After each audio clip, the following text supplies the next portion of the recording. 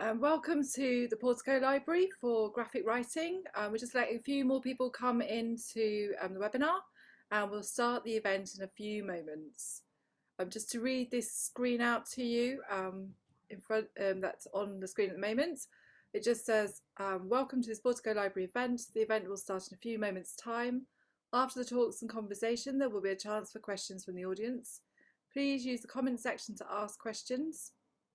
Please note that the event is being recorded, and if the technology works, will be sent to all those who registered afterwards.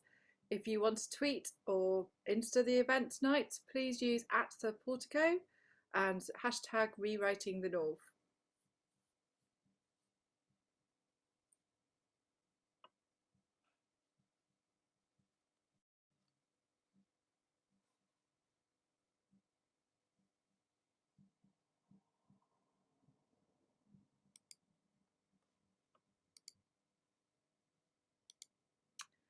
Okay, so I've just stopped sharing my screen. My name's Debbie. I'm a white cis woman with greyish blonde hair, and I'm talking to you not from the Portico Library, but from my house for this Zoom webinar.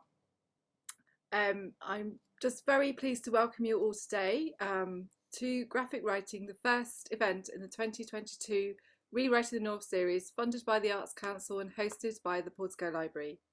I just need to say that this event is being recorded. Rewriting the North supplements our Portico Prize, which celebrates the best in writing of the North of England. This event has been coordinated with Dr. David Cooper at the Manchester Metropolitan University Centre for Place Writing. And this event is one of a strand of things that we're doing for Rewriting the North, and one of which is our podcast series, which I've also put in the chat shortly. Our season explores the themes in the 2022 Portico Prize winner Sally J. Morgan's Toto Amongst the Murderers. And these themes include memoir, gendered violence, first-time novelists, coming out stories and coming-of-age narratives. Our next scheduled event is on the 28th of June at the Portico Library, and it's with the new independent publisher Fox and Wild, and this is a publisher for writers of South Asian heritage in the north of England. And there's going to be some writers talking from their new and first book, Into the Wild. But that's enough from me. So tonight, the Portico Library is delighted to welcome Una, Kate Charlesworth and Una McCormack. And I'm going to disappear to press buttons in the background. And you've also got Tom here to answer questions in the chat. But welcome everybody. I'm going to hand over to Una McCormack now and disappear from view.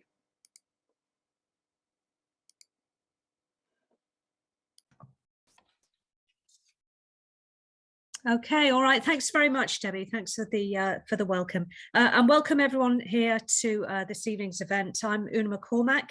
I'm going to be leading the discussion this evening. I'm a science fiction writer, mainly of TV tie novels based on shows such as Star Trek and Doctor Who, amongst other things. I grew up in St Helens in Merseyside. I've been exiled in the South since around 1990, and it does feel like exile, I have to say. Our two speakers tonight are artists, illustrators, writers, feminists, and northerners. Their most recent books are both graphic novels, and these books demonstrate not only the sophistication and complexity of the form, but also the variety and diversity of women's lives in the North. One illustrates a vivid social history, and the other is a warning from the future. So our first speaker tonight, Una, is an artist, illustrator and writer. She has a PhD in fine art practice, was a visiting scholar at the Oxford Centre for Life Writing, and is now a research associate at the Oxford Centre for Criminology. She's the author of 4 books.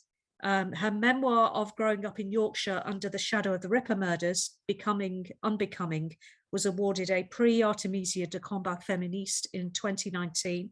That's the Artemisia Prize for Feminist Struggle. And tonight she'll be talking about her most recent book, Eve, which is published by Virago and is an all too plausible dystopian vision of England in a not too distant future. Also with us tonight is Kate Charlesworth. Kate is a cartoonist, graphic novelist and illustrator whose huge body of work has appeared in newspapers, magazines, books, indie comics, exhibitions, and electronic media. Kate started out as a freelance illustrator in London, where, along with other fellow queer cartoonists, she documented lesbian and gay life in the golden age of gay publishing. In 2014, she collaborated with Costa winners Mary and Brian Talbot on Sally Heathcote's Suffragette. This evening, however, Kate is speaking about her most recent book, Sensible Footwear, A Girl's Guide. This is published by Myriad Press. It's both memoir and social history, and it vibrantly documents British LGBT plus life from the 1950s onwards, with an emphasis on the L. So these are our speakers for this evening. Welcome to you both. I'm going to hand over to you each now. Both our speakers are going to speak a little bit about their book. First Una and then Kate, after which the three of us will have some conversation on our themes of graphic novels and writing and rewriting the North. We'd like to take questions as well from you. So if you can put them and comments up in the chat, I'll be keeping an eye on that, and Debbie too will be keeping an eye, and I'll maybe intersperse a few or come to them at the end. But first of all, we should hear a little bit about our books. So Una, over to you.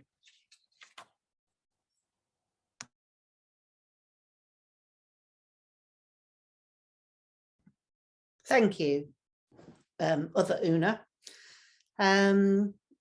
It's so nice to meet a fellow Una. It's the best name. So the first slide is just a quick bio for people who are not aware of my work. Oh, we seem to have gone back to the rewriting the North one. It's just a quick bio. I've written and drawn 4 graphic novels, starting with Becoming Unbecoming, which is probably my best known one, and then my most recent one, Eve, which the cover's disappeared again. Could you move on to the cover slide? Slide 2, that's it. Okay, so, and it says, it never rains, but it pours, which is my working title, if you like, for this book.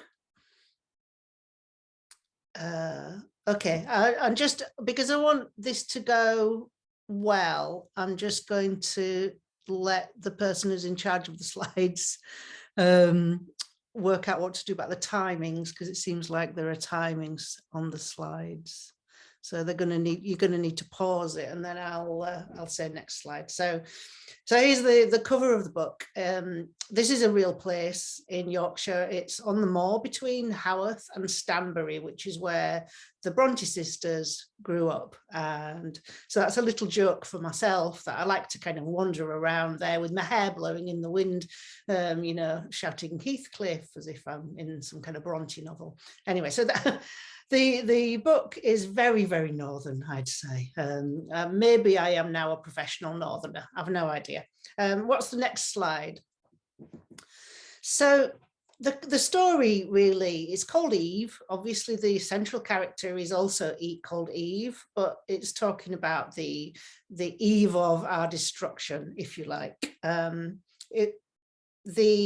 this particular image, this double spread here, I have drawn from a range of photographs the moors between Stanbury and Haworth, but I have also, in order to draw the book, the digital painting in the book is sampled from colours from photographs that I've taken walking around Ilkley Moor, walking around Haworth, and generally in Yorkshire. I really wanted it to look and feel like a very kind of heavy northern Yorkshire day. So I was able to paint with, you know, a sunny day, a rainy day, heather, rocks and stones and so on. Next slide. So it starts like all good books, it starts at the beginning. However, it doesn't really end. And I think that reflects the situation that we're in right now, which seems to have no end. The next slide, you can see Eve feeding the chickens and looking very grumpy. Her character is stubborn, grumpy, recalcitrant, generally unfriendly, She's a bit of an outcast. She likes being alone, but as no one else likes her anyway, that suits everyone in the book. She's my favourite character that I've made so far. So if we go to the next slide, we can see Eve's dad, Darius, and he's looking at his phone, and Aislinn, Eve's mum, is saying, "Don't look, Dee. It only makes you angry." And this kind of sums up the backstory of the book, which is about the kind of bubbling anger, which is driven by social media, internet activity, and general kind of political polarization and upheaval. Because the book, it's about climate change, but it's about the changing climate in the UK too, because I think that one of our really big problems is the helplessness and inaction in the face of what has become a climate emergency that no one is doing anything about, because people are just too busy arguing about things that don't matter. Next page. So we've got this kind of array of characters. Silas, or Si, as Eve calls him, has got friends. He's got a friend called Jacko and another friend called Eric. Jacko kind of gets swept along with the populist politics. Eric doesn't, and Si, who's in the middle, is a bit of a fence sitter, but he's a nice boy. He's trying to do his best in the world and eventually also gets sucked in. Eve, as we can see at the bottom, she's a loner, you know, people don't like her, she doesn't like people, and she's quite happy by herself. She writes in a diary, and a lot of the story is driven by Eve's diary entries. That's how we kind of understand her as she grows up. Her language evolves, her writing evolves, her thoughts about the world evolve. And then the three adult characters are the parents of the kids, who are a little bit more like siblings than friends, really, because they spend a lot of time together being cared for by Aislinn and Darius, because Brenda, Silas's mum, is really, really busy single parent. She's moved up from London where nobody can live anymore. It's just too hot. So she's moved to the new capital of England, which is Bradford, our highest city, because there's a lot of flooding, there's a lot of extreme weather events, and she's, you know, just landed in this strange town. She doesn't know anyone. She makes friends with these two weirdos, Darius and Aislinn, who like to make art. They don't have much in common other than that they've got children the same age, and Aislinn is prepared to spend time looking after Si while Brenda works. Next page. So Eve does manage to make one friend, and here I compare the two lives, the two children's lives. So she makes a friend called Ruby at swimming lessons, and for reasons unknown, Ruby's parents, Ruby's mother, won't allow the two to socialise. And this again, it's a sort of a reference to the kind of polarization, the fact that Ruby's parents would be politically opposed to Eve's parents, and so don't want them to mix. And you can see that Eve's got this very kind of outdoor life, but with some things in common, going to see the teacher in the third panel on parents' evening, and the teacher saying blah, blah, blah, which, you know, and the kids kind of hunching over, wishing that they weren't there. Whereas Ruby's had quite a screen-based life, I suppose. Eve resists the screen-based life because she doesn't have any friends to talk to, so she doesn't need a mobile phone, and she actually prefers to be outdoors anyway. So she, to some extent, she's insulated from the general arguments and the vitriol and the general nastiness that goes around politically on the internet. Next slide. And it's a love story between these two girls. It evolves from being the kind of love that you feel as friends when you're younger for your best female friend, and it evolves later when they meet up again later in the story into a romantic relationship between the two, which turns out to be much more complicated than Eve originally thought. Next slide. So another kind of backdrops to this is Arcus Aim, which is an organisation in the UK, which is a little bit like national service by stealth. I don't know if you know this, but a lot of people in the UK are already prepping. You know, there's lots of people out there buying things from Army and Navy stores. There are lots of people who are really into dried food and, survival gear. And this is something that features quite heavily in the book. All of these items, they're all real. There are occasionally things that I've invented, but which are based on things that have really happened, usually due to extreme weather. And some things appear in the book that are innovations, technological innovations that are just of a kind of genius level of simplicity that really help, that would really help the environment, like the Waka water tower, which is basically a tree and some plastic that fits on the back of a moped and can be taken to dry places in the global south where condensation is produced to water the tree grows, produces more condensation, and eventually clean water. So I've been researching technology, I've been researching the rise of the far right, I've been researching the aesthetics of European neo-fascism, which is not always what you'd expect it to be, and a lot of the kind of drawing is based on things that I've seen when I've been looking at that. I wouldn't recommend going down that rabbit hole unless you've got a very good reason to, but I did it for you so you don't have to. Next slide. So here's Eve in the landscape with the needle pointing north. This is where she likes to be. It's where I like to be. You know, when you're writing characters, it's nice to be able to relate, I suppose. Next slide. And this is the aftermath of the storm that's inevitable. It's coming, whether we like it or not. I had a lot of fun drawing those cloud formations. Quite a big fan of clouds. I'm one of those people with a book where you tick off the clouds that you've seen. And I really did enjoy drawing this book, despite the fact that it's actually quite terrifying in many ways. I had a really good time, you'd be pleased to hear, drawing and writing it. One thing that I predicted was a baby boom, and that didn't happen. So I'm really, really hoping that none of the other things that I predict come true too. Next slide. So if you order the book from my Etsy, you get a signed copy, but you also get a full set of postcards. These are the recruitment posters for Arcus Aim, or The Might, it's called, in a kind of joking way by the population.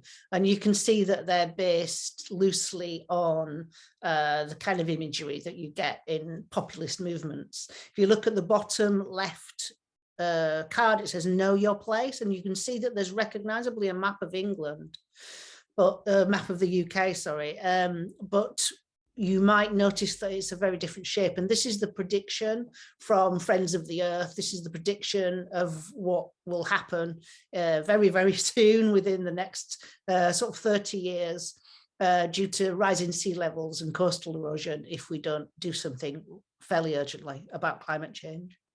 The next page is my best known book, Becoming Unbecoming. The reason I want to put this in here is because I am working at the moment on a project which is called Dedicated to All the Others. No, you can go to the last slide if you want. Yeah. So Becoming Unbecoming is dedicated to all the others. My current project is funded by Arts Council England. You can find out more about it just by going to my website, thingsbyuna.com, and you can see here a group of Brazilians who I am collaborating with to make a theatre production, which will go live on May the 8th. You can actually come and be in the audience and talk to us about an adaptation of Becoming Unbecoming into theatre. And among other things, I'm interviewing other artists and other writers who have made artistic responses to sexual and violent crime. It's a really, really interesting project, and I hope that you will check it out. And that's all I've got to say. So thank you very much.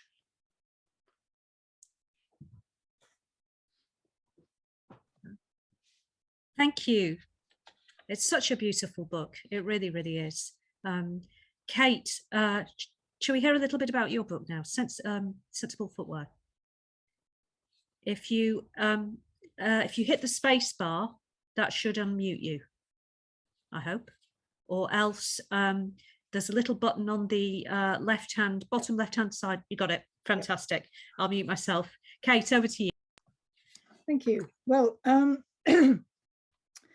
so I've my book, The Sensible Footwear, it really has its roots in my own life, but also all my working life. So in a way, everything I ever did as an illustrator and a cartoonist has kind of come to rest in that book. So slide 1. I was born in Barnsley in South Yorkshire in 1950, an only child, and I lived there until I left for Manchester and art school in 1968. So the shop, my dad was a baker and we lived over the shop. I loved it. It was so interesting. Stuff everywhere. And my first memory was of the coronation in 1953. It was a fairy. I think the kid in Yorkshire was a fairy then. Anyway, my grandparents had been a miner and a mill girl. Their house was animals, old stuff and birds and sheds, and I loved that too. At the time, of course, I had no idea how fractured their relationship was, and these things always leave ripples. But fields and muck stacks and chip shops and dogs, I always felt very northern, very Yorkshire. And back then it was mostly idyllic until the elephant in the room appeared and never really left. I must have been around 8 when one of my little pals outed my fledgling queerness to her mother, which was very shaming for me, but even more shaming for my mother. So second slide, please. And so leaping on forward, this is my first public attempt at drawing northern in a way. It was called Twice Nightly. It was a daily strip which I flogged to the Manchester Evening News. A mining family goes on the music halls to escape penury. It was partly a way of staying in touch with home, in my head anyway, and partly about suffragettes, cross-dressing performers, and 20 quid a week for 6 months, which was quite something at the time. Next slide, please. And by now I was a baby dyke, still in Manchester, and I sent cartoons to Sappho magazine, the only lesbian magazine in the country. I can only apologize for these because it was a pre-PC world, but they printed them. There's Calamity's #1 gay saloon. Often wondered what happened to Jane. Oh, yeah, often wondered what happened to Jane. We call her Calam at home. And there's another Jane, me Jane, not Tarzan. So it's juvenile here, very juvenile. And slide 4, please. This is a page, this is some work from Sensible Footwear. My pal Jackie and I had come out on Manchester's gay scene, which was centred as it is now in Canal Street. That's the Rembrandt and the Union, which are still there. It was a very different Canal Street. The scene was working class. And the girls kind of took us in as trainees. It was rough and scary, and it was strangely homely. It was a very Larry family. I liked that very much. And slide 5, please. After college, I eventually went to London and found an illustration agent. So this was my day job, editorial or client artwork, which is often humorous, and it finally became unashamed cartooning. But all this time, I kind of took the North with me, and wherever I could, I worked strong women characters into the brief, whether they were mentioned or not. It usually worked. So next slide, please. Right. Again, this is from Sensible Footwear. And the early Coronation Street episodes seem hopelessly nostalgic now. But in 1960, it had an enormous effect on us. An enormous effect. We'd never seen ourselves reflected back like this. We thought this was about us, and it kind of was, even if it was from Lancashire. The women got the best and funniest lines always, and I noted this, and I think it's fair to say that this became my work default position, and it still has. This here, I also took a sense of history. south with me. And my sense of history always seemed to be there from a very young age. The war was only 5 years over when I was born. And this could have been my first book. But what happened to volume 2 or volume 1 even? I blame the parent. A lot of things disappeared in transit. Anyway, in slide 8, this is my next proper history book. My friend Marcella Cameron and I loved the 1066 and all that. So it's the 1930s comedy British history book. It was illustrated and wonderful, but they'd left all the women out, bar 4. So we decided to put them back in. And luckily for us, the mid-80s was a golden age for feminist publishing. And slide 9, also for the pre-internet gay press, as it was then known, and for my alternative job. These strips are from the Pink Paper and City Limits, and starred my elderly avatar, Auntie Studs, who of course was Northern, and they ran on for several years. In fact, she's still around, and when the camera, if you can see, she's still behind me as we speak. So slide 10, please. Occasionally, day jobs and alt jobs merged. In Millennium Basin here from The Guardian, a gay character, David, was featured, and it's his mum down from the north for Gay Pride.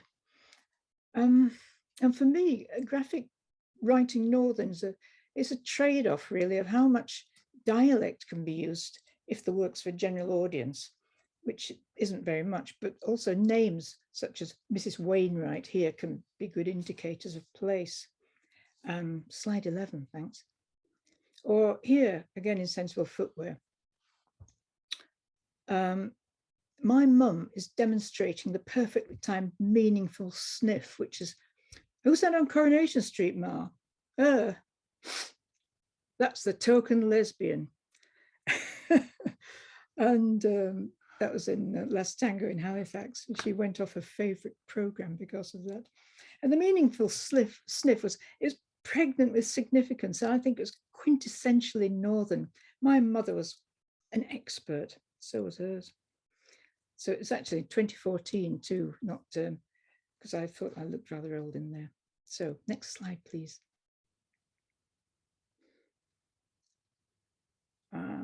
Yeah.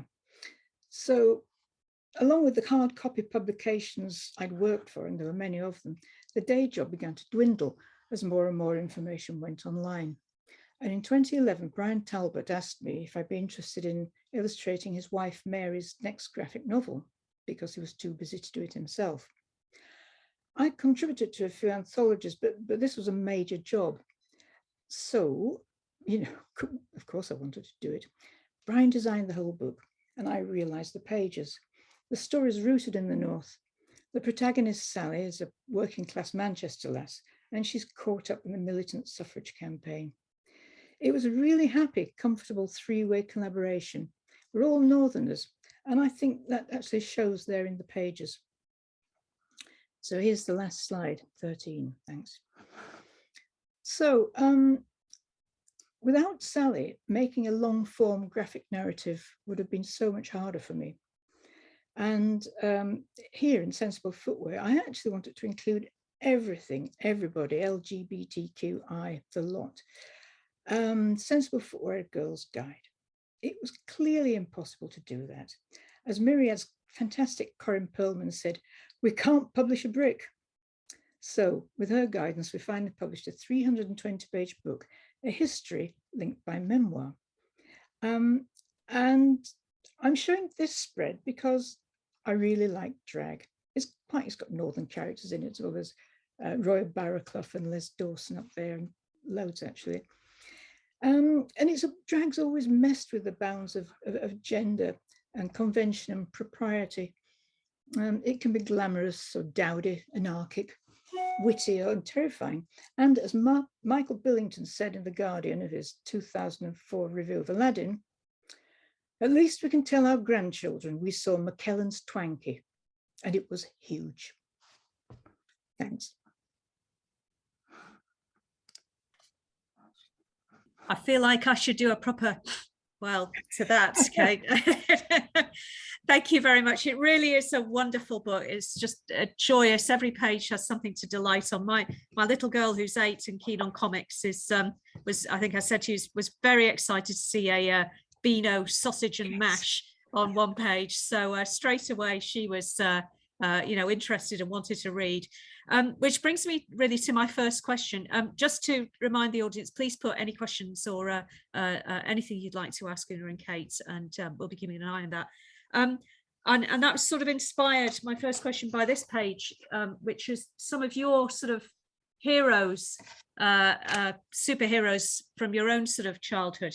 And I'd like to sort of ask you both a little about that, your sort of origin stories in comics, really, in graphic novels, the books that you were, an artist that you were reading or studying, the ones that drew you to the form, your own personal superheroes in a way. So tell us a little bit about that. We had Winnie the Minx there. Kate. Yes, well, Minnie was fantastic, and she was drawn by Leo Baxendale, who invented the Bash Street Kids as a kind of female Dennis the Menace, and she was wonderful. And I took the Beano, but I also used to comb comics for female characters, any comics I came across, and there weren't many. There were 4 Marys, but they were not very exciting, frankly. But the characters that really influenced me were Grandma Giles in famous Giles panel cartoon strip in the Daily Express, which everybody in the 50s seemed to take. I mean, it wasn't quite as vicious as it is now, but it's a stunning cartoonist. I also read Richmond Compton's William books, and I thought they were wonderful. They weren't fey children's stories, and they had fantastic illustrations by Thomas Henry, and they were actually from the 30s. And although I was reading these in the 40s, I knew they were in the 50s. I realized they were old-fashioned, but that charmed me as well. So it was people from characters from books, comics. And then I got poorly when I was a teenager, and somebody gave me a couple of DC Superman comics, and then I was just completely hooked on them for a long time, till I went to art school. I went to art school, stopped reading comics, came back to comics, saw Robert Crumb, and I thought, where the hell am I in this? I just left comics because I looked at them. Scales had fallen from my eyes, and all the blokes in tights swanning around. I thought, I'm just not interested anymore. But it changed later on. Yeah. You'll be pleased to hear my my daughter will. We've walked out of films because there isn't an interesting enough girl character. She won't say. 6 years old, she said, we're out of here. I'm not having it. So yeah, it's very, very heartening. Una, how about you? What's the sort of origin story, or the people that you were reading and were setting you on this course? Well, like Kate, I've been a little bit to and fro, really. I mean, when I was a kid, my comics used to land with a thump on the mat because I got just all of the comics in the shop. I got the Beano and the Dandy, Wizard and Chips, I got Bunty, Twinkle, and just anything that was going, really. But again, yeah, I kind of stopped reading comics as I got into more interesting novels, and actually was quite a precocious reader from a really early age, but my books were chosen for me by my father. So I read all of P.G. Wodehouse, aged about 11, and all of Graham Greene and Evelyn Waugh and all those kind of things. Didn't read, for example, Jane Austen even until I was actually well into my 20s. I thought I read To Kill a Mockingbird and thought that Harper Lee was a man. Didn't realize it was written by a woman. Couldn't sort of see myself in books at all, but knew that I wanted to write, but couldn't sort of see myself as a writer. But coming back to comics was a little bit of a sort of lunchtime skive for me, because I was teaching in an art school and I had studied fine art. I was teaching fine art, and I suppose it was that moment when I was realizing that although it was, I think I still love art and it is incredibly interesting and complex, I like to go and see it, But what I'm interested in is telling stories. And I used to look at the comics journals in my lunch break and try to draw cartoons and mostly fail. I wasn't great at it, and it took quite a long time before I felt like I'd drawn something that I could live with. But yeah, basically I used to go skive in my lunch break, read the comics journals. I discovered all the kind of serious memoir stuff like Mouse, like Fun Home, like Joe Sacco's work. Really very into people like Chris Ware. I think his work is incredibly interesting. So yeah, it wasn't really comics that drew me back. It was novels that have pictures. Yeah. Yeah. Do you know, there's a lot to be said for turning the lunchtime skive into a career, I think. It's, this thing I seem to be spending all my time doing. Yes. I wonder if I should be spending all my time doing it. I used to write Star Trek fan fiction, and then I grew up and somebody gave me money to do it. So it was the ideal, and nobody says it at the career service, do they, I think? So a lot to be said. I'd be interested to hear some of your thoughts on how graphic novels, both of you, have changed in the sort of time that the perception of them has changed. I had felt there was a sort of coming together again, you know, that you had the comics and you had, you know, a sort of something like Mouse. And then I went into my local bookshop and they had been split off. They had the Marvels over here. And then, you know, the Mouse or Posey Simmons or whatever over here. So I was really surprised about that. I think it was possibly that the comics guy didn't only wanted to curate comics, but I'd be interested to hear your perceptions of how graphic novels have perceived or are received, how that's been changing since you've been working in them. Shall I say? Kate, yeah. Graphic novels are a funny thing because about maybe 20 years ago, every so often a colour supplement in a Sunday paper would run an article saying, "Oh, these are fantastic! These wonderful stories. These graphic novels are here. You know, Watchmen and all the rest of it." Yeah. And so they'd list all these great comics. Everybody would rush out and buy them, and then or read them anyway. And then they'd say, "What else is there?" Well, that was it really. Apart from the costume comics, you know, the superheroes and all. And it was another 10 years before there was this huge renaissance in comics and graphic novels that finally broke through in Britain, because I mean, everybody in Europe knew about bande dessinée and graphic novels. And I think it's partly Brian and Mary Talbot with their Daughter of His Father's Eyes and Chris Ware's work that really pushed that through in this country. Though Brian is very diffident about that, but I think it's true.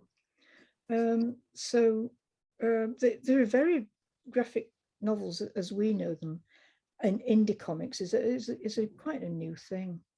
And I certainly know when I've been into local comic shops here in Edinburgh, all, you know, the indie comics are in a little bit all on their own. Yeah. And all the merch and the superhero stuff, it's faster. I think that thing about a comics person was probably not a bad call, separating the merchandise. Yeah, this is the stuff I'm happy to curate. Yeah. Una, how about you? What have you sort of observed of how diverse or fragmented or policed maybe the boundaries are? Mm-hmm. Yeah, well, it took me 7 years to write and draw Becoming Unbecoming. So I actually started around about 2008. It's quite a long time ago now. And I suppose that at first it did seem like the kind of graphic novels I wanted to write were in a niche of their own. However, there is a lot of crossover. I mean, when you actually read, if you read action comics as well, and if you read sort of the political comics as well, and if you read memoir, you can see that they all infect one another. There's no clear separation, I'd say. There are certainly separations within the readership, but I think within there's not much separation within creators. Although I don't read a lot of action comics or superhero comics, I do read some, and I have always read a lot of science fiction, and been, you know, a kind of a big fan of popular culture. So really, I mean, the reason Ruby is called Ruby is because she's the red shirt in the oh, that is a science fiction poem in the book. Yeah, so there are all these kind of things that cross from one to the other. I like that. I think it makes comics an incredibly rich way of telling stories. But I think for me the most noticeable change was when I started my PhD, which must have been about 2012. I was one of a tiny group of comics scholars who we used to meet. I was the only comic scholar in my entire university, and it was a big university. It was Loughborough University, which is a huge university. There was only one comic scholar, that was me. So I had to kind of meet up with other people from Sussex and from London, and we sort of formed a little group. And we had a fantastic professor who used to just turn up from University of Arts called Roger Sabin, and he was our sort of pet professor, I suppose. He was brilliant. He just used to turn up at everything and help us get moving. And I think that has really changed now. Comics scholarship is, in fact, quite a big area. There's lots of publishing, lots of different people studying different phenomena within comics.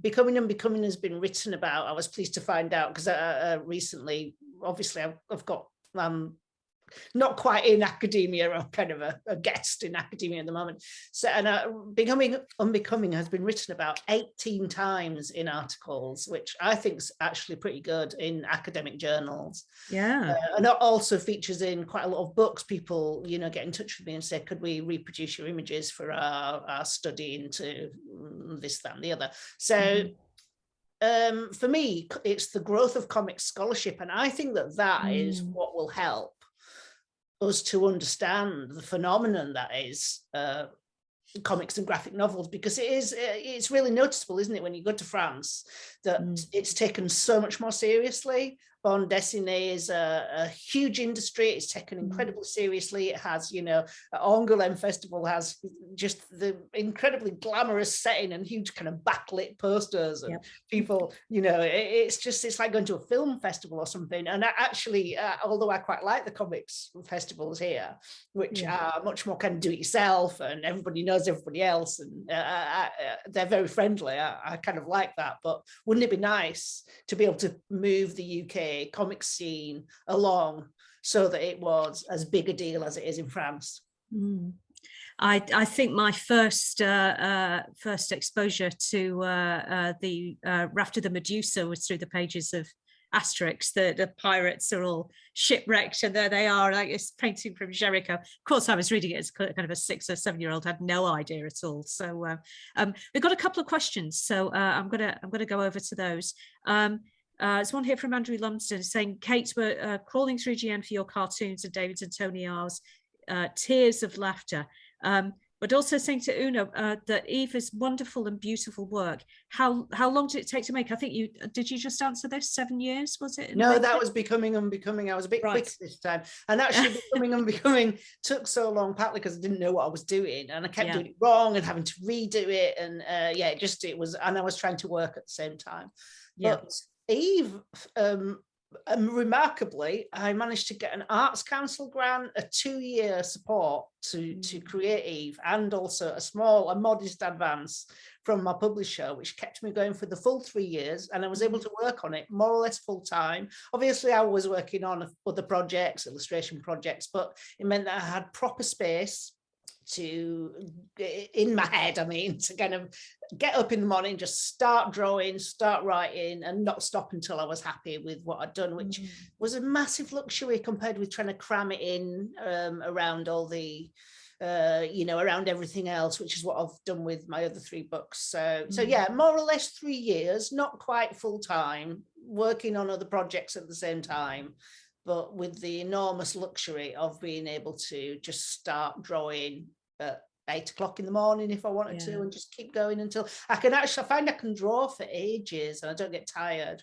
Writing's a little bit different, and I do both of those things quite organically together. I kind of write a bit, then draw a bit, and I'm drawing something and I think, oh, that should happen next, and then I start writing. It's quite chaotic, I have to say. It's not very scientific. There's a question here actually about process for both of you. I've got lots of questions coming actually. We're not going to get to any of mine, of course. For both authors, Kate, maybe you'd like to pick this one up. What are your processes regarding narrative and imagery? Do you, for example, write a story and flesh it out with images, or develop both simultaneously, or something else? Kate? Well, I've always said that stories, for me anyway, a story comes first. The idea, it's like a cartoon. I mean, you can do a beautiful cartoon, but if the joke's no good, if the story's no good, well, it's just a nice picture. So I've always written the story first. Though, of course, I mean, as you do this, you get ideas in your head and you make notes, think, that'd be great, we'll set that in this fantastic area, and so it almost becomes like a sort of subconscious process, because then when I come to do the page pencil, the rough of the pencil, it's kind of all in there. But then I've been doing it for a long time, so too long. So could I say about process? So I really like making a beautiful image, and I'll spend absolutely ages doing pages like this. And I think about facing pages as well, when the pairings of pages in all of my books are never accidental. I put it together as a spread. So there is a lot of planning in that respect, but I would get bored if I wrote the script and then illustrated it. So what I tend to do is have a skeleton story, and then start drawing to see what it looks like, and then kind of refine those drawings, and then refine the story, then refine the drawings, and refine the story. It's quite a time-consuming way of working. But sometimes when I'm drawing something which is sort of really, let me just find a page which is where there's a lot of drawing on it. What I want to do is slow you down a little bit. So I don't mind occasionally having something which is just more or less a pretty picture, because I want you to stop and look and get engaged with reading the graffiti and looking at the sky and wondering what's going on. And I had lots and lots of fun with sound effects in Eve as well. This is the train slowing down. Tick, tick, tick, tick, tick, tick, tick, tick, tick. Well, this is the joy of the long form narrative, because if in a small, like a one panel cartoon, there's no room for stepping back and looking, but in a narrative you can have pauses, you can have people staring at each other, you've got to try and understand what they're thinking, and it's so flexible. But I think it's the most flexible medium that there is, because you are your own, you're a sound person, you're the director, you're the actor, the script writer, the lot, and you don't have a budget. Yeah, I can count on the fingers of one finger the times that I've had inputs into even the cover of my books. Actually, one time I was able to nick something before it got loose. But to have that kind of creative control, it's very, very, very canny, I think. I'd like us to maybe touch a little bit on there's a question here, and we can draw it out a little bit more about you're both working in graphic novels, but of course one is a memoir. One is, as you've said, a science fiction novel. You've both dealt in kind of social history and Becoming Unbecoming is memoir as well, of course. A question for Kate from someone here. Sorry, I'm just from Maddie. I'm sorry, Maddie, I can't quite see your surname in the chat. Maddie says, I loved Sensible Footwear. Do you think writing a graphic novel made it easier or more difficult to write memoir? And Una, you might have some thoughts on this as well. But Kate, writing a graphic novel made it easier or more difficult to write memoir? Well, it made it a lot easier because although I always write the story first, in practical terms, my drawing is more fluid. You know, I'm more fluent drawing because I've done it for a long time, and so the words take longer. But the great thing with, I mean, it's so corny, but pictures telling thousands of words. That's what the pictures are for. You know, sometimes you don't, even I don't put words in them which is saying something. And it's more than you can get on a page. If you open an ordinary book, it's pages of words, which, you know, when you start to read them, fantastic. But opening a beautiful, fantastic graphic novel, you can be bombarded by so much, or it's very calm. You know, there's so many stories are being told on so many different levels, and that did make it easier for me. And a weird thing was, because it was that sort of memoir, and because I wanted some people to be quite realistic, I actually do look very much like my mother, which was very handy for, you know, the mirrors set up. But some things were difficult, maybe a little bit more uncomfortable when I was drawing her being really horrible to me, you know, snarling at myself in the mirror, and I thought, Christ. But it's an interesting question. I think drawing every time. Yeah. Because if you do say, I mean, if you've got a lovely page of text and you're right, and you might want, I'll not include this bit about the poster in the background but just, you drop things in, and people read graphic novels at different paces. They can, I tend to read through them all and then go back and look again and again and pick bits out that maybe I didn't see because I wanted to gobble the story up. But fantastic genre, yeah. Una, I'd like to ask you actually what drew to science fiction. You've mentioned that you certainly know enough to be able to say red shirt with confidence and ease. But is it something you've been immersed in, or had read? Most of my early reading experiences that made a big impact on me were either political novels or science fiction novels, like Brave New World, for example, which I still think is an incredible book, and the really complicated sporting events that they go to. I mean, I think that is one of the predictions that's really come true. People have invited me before to, you know, incredibly complicated sporting events that need lots of equipment and a lot of travel to get there, keep you occupied, summer holidays, all those kind of things. So science fiction was something I suppose, unlike a lot of people with my kind of, I suppose I've got a kind of mixed background. I'm often the token working class person when I'm in the south, but most northern working class people wouldn't think that I was one of them. I know that for a fact, that because they've told me. So they wouldn't identify me as being working class. And I think that although my parents are definitely from working class backgrounds and are not particularly interested in art or culture, I was never particularly afraid of one type of culture or another. For me, it's either well crafted or it's not. There's no distinction between popular culture and what people think of as elitist culture. When I was a kid, I was just as happy going to see the ballet. And my first job was with an opera company. And I learned to play classical guitar while all my friends were turning into punks. However, I'm also a massive fan of Buffy the Vampire Slayer. I used to read Viz comics. I love anything to do with vampires. Been really enjoying that thing. You know, the new kind of zombie thing that turned into a vampire thing. What was it called? Whether it's in the Catholic Church. Oh my goodness, what's it called? It's a new Netflix thing. You must watch it. I've not seen. I'll have to look for this. Oh, I can send you it. I forgot what it's called.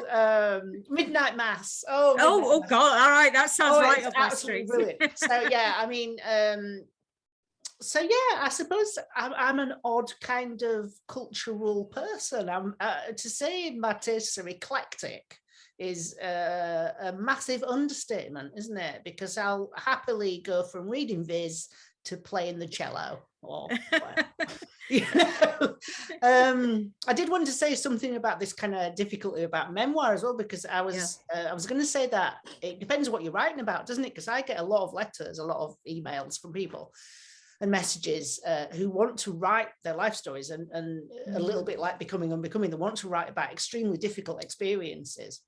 And the reason I made a graphic novel, Becoming Unbecoming, out of my extremely difficult childhood, was because I had read a lot of misery memoirs, and I didn't like them. I thought that they were prurient and too spectacular.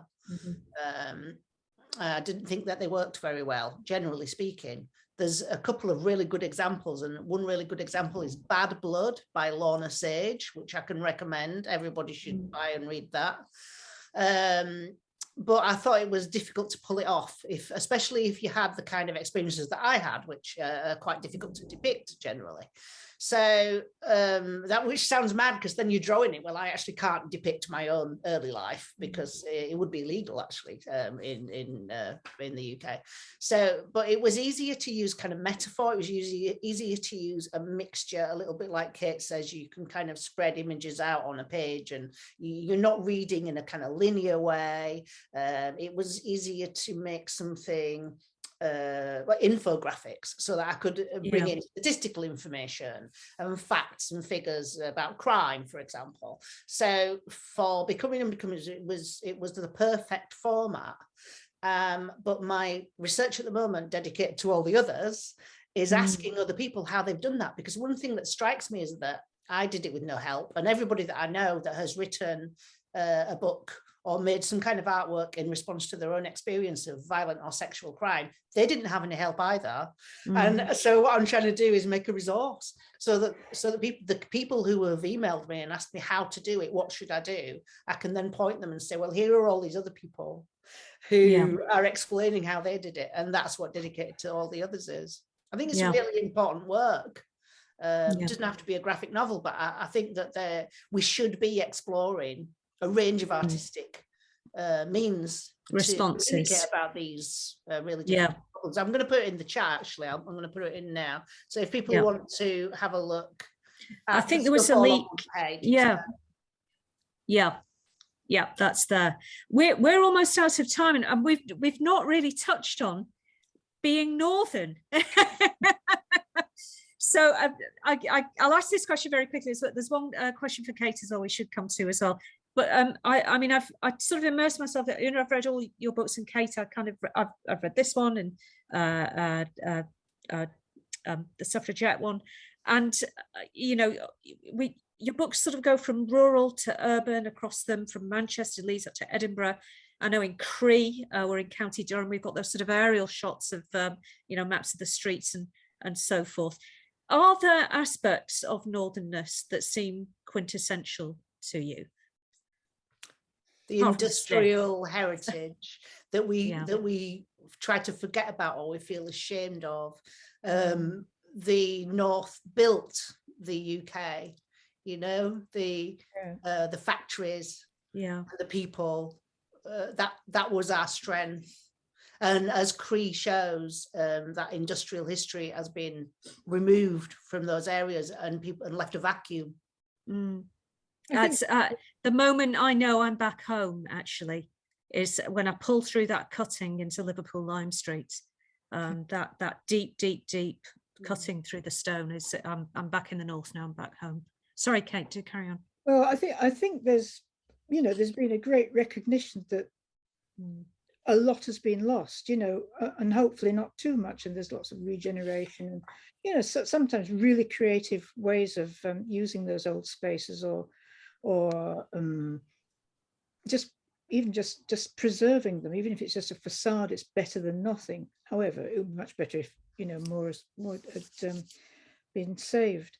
But I think Northerners are really proud of that heritage and what there still is, you know.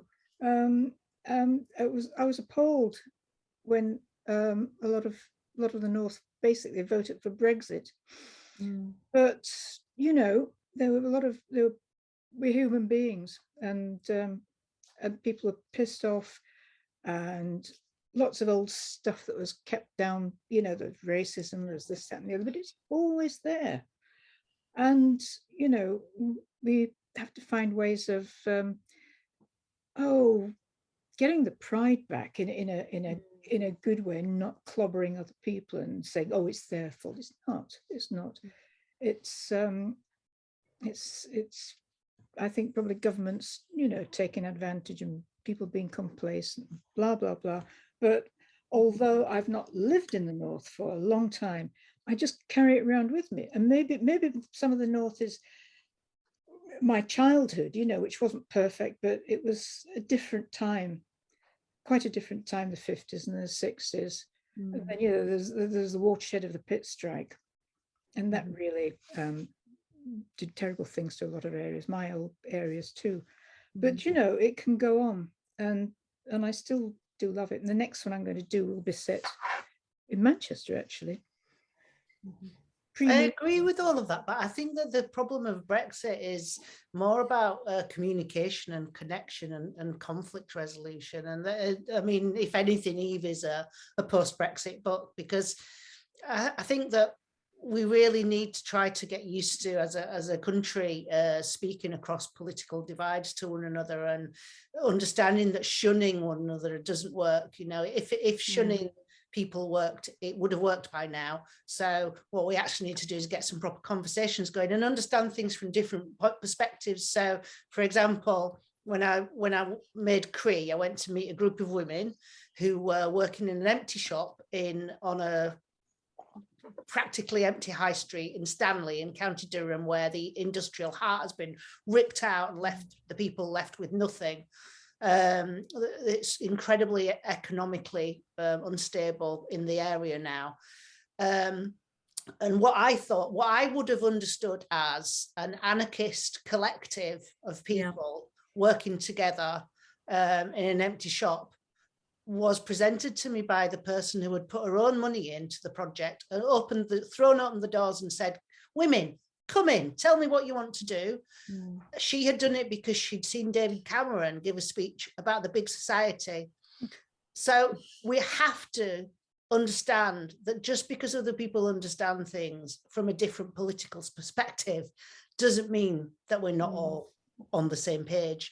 We often are on the same page. And if we're really to make any progress at all in these times when people are just so ready to be angry with one another, I think that is the key.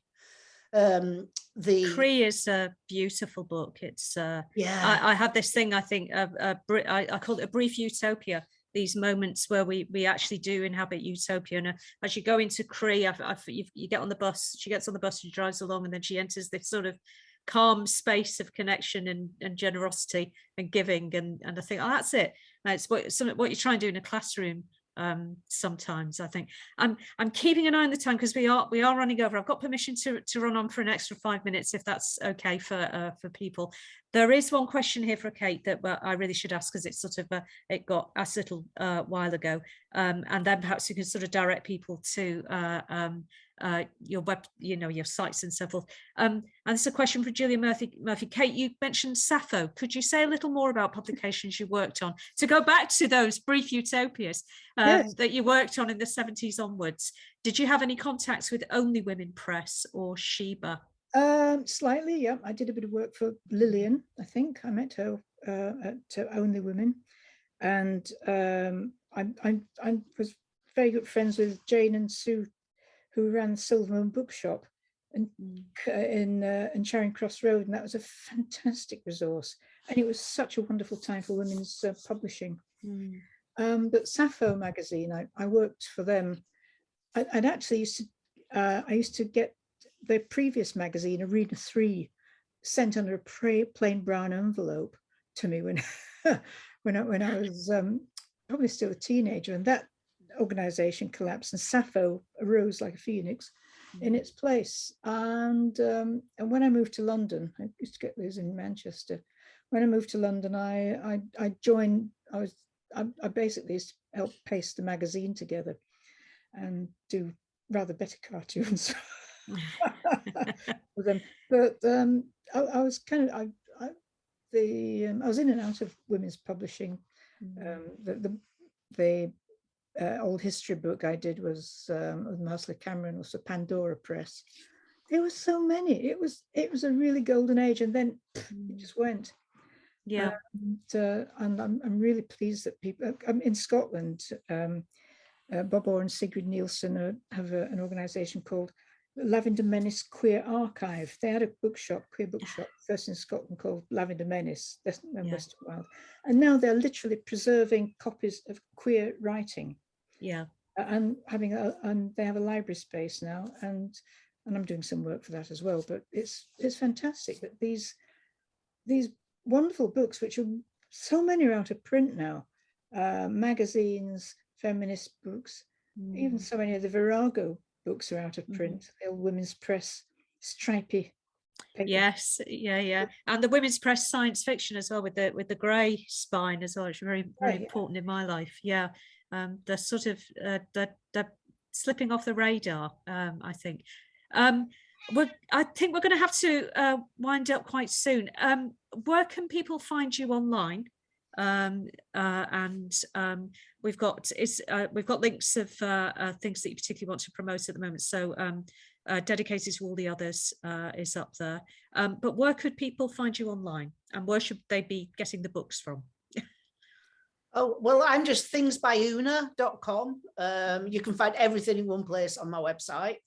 And I'm also Things by Una on Twitter, Instagram, Facebook. If you want to buy the book, try and get it from an independent bookshop, but you can buy it from me on Etsy. And if you get it from me on Etsy, you get it signed, and sometimes you get some free postcards or something like that. But yeah, that's what you should do. Will put my website address in the chat now. I think that's up there actually. Debbie's put that up there. Right, okay, yeah.